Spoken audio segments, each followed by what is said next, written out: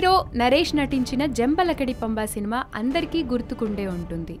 ఆ సినిమాలో ఒక ఔషధం ద్వారా ఆడవాళ్లను మగవాళ్లుగా, మగవాళ్లను ఆడవాళ్లగా మార్చేస్తారు.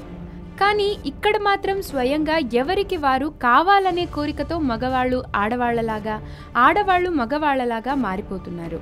ఢిల్లీలోని ఓ ఆస్పత్రిలో జరుగుతున్న ఈ లింగ మార్పిడి శస్త్రచికిత్సలు భారీ స్థాయిలో పెరిగిపోవడం ఆందోళనకు గురిచేస్తుంది. దేశ రాజధాని నగరమైన ఢిల్లీలోని లోక్ నాయక్ ఆస్పత్రిలో 5గురు లింగ మార్పిడి శస్త్రచికిత్స చేయించుకునేందుకు వేచి ఉన్నారు. ఈ మధ్య ఈ లింగ మార్పిడి శస్త్రచికిత్స చేయించుకునే వారి సంఖ్య పెద్దది కాకపోయినా ఇటీవల ఢిల్లీ నగరంలో ఈ ఆపరేషన్లకు డిమాండ్ మరియు క్రేజ్ పెరుగుతోంది. ప్రస్తుతం 2 ఇంజనీర్లు, ఒక వైద్య విద్యార్థి ఈ శస్త్రచికిత్స చేయించుకునేందుకు వేచి ఉన్నారు. కాగా ఇలాంటి ఆపరేషన్లు చేయించుకునేందుకు ముందుకు వస్తున్న వారిలో ఎక్కువ మంది మధ్యతరగతి వారేనని ఢిల్లీ ఆసుపత్రి ప్లాస్టిక్ శస్త్రచికిత్స విభాగానికి చెందిన డాక్టర్ పిఎస్ భండారి చెప్పారు. 10 సంవత్సరాల క్రితం ఒక ఏడాదిలో 1 లేదా 2 కేసులు వచ్చేవి. కానీ ఇప్పుడు ప్రతి నెలలో 3 నుంచి 4 సెక్స్ మార్పిడి ఆపరేషన్లు చేయించుకుంటామని అభ్యర్థనలు వస్తున్నాయని మనోవ్యాధి వైద్యుడు డాక్టర్ రాజీవ్ మెహతా చెప్పారు.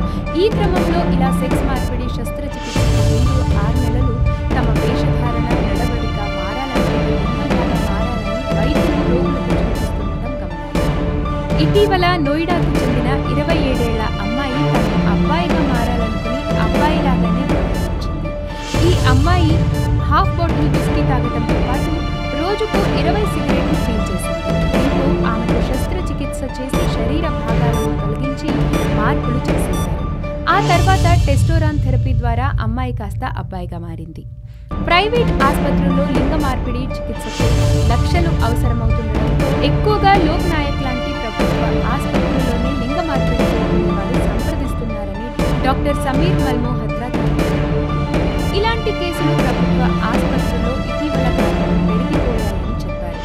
ఇందుకోసం చాలా మంది వేచి చూస్తున్నారని కూడా చెప్పారు. జంబలకడి పంబ సినిమాలో పురుషాధిక్యాన్ని తగ్గించేందుకు ఓ ఔషధం ద్వారా మార్పులు చేస్తే ఇక్కడ మాత్రం ఎవరికి వారే ఏదో ఒక కారణం చేత లింగ మార్పిడి చేసుకుంటూ ఉండటం గమనార్హం.